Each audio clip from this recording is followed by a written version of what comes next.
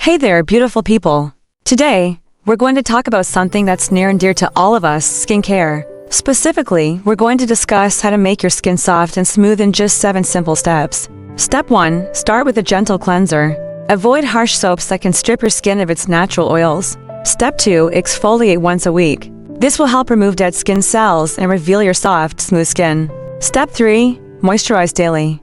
This will help lock in moisture and keep your skin hydrated. Step 4. Use a facial oil. This will help nourish your skin and improve its texture. Step 5. Mask once a week. This will help deep clean your pores and leave your skin feeling refreshed. Step 6. Drink plenty of water. This will help keep your skin hydrated from the inside out. Step 7. Get enough sleep. This will help your skin repair itself while you rest. And there you have it, folks. 7 simple steps to achieve soft and smooth skin. Thank you for tuning in. And don't forget to follow and subscribe for more skincare tips and tricks. Until next time, take care of your skin and stay beautiful.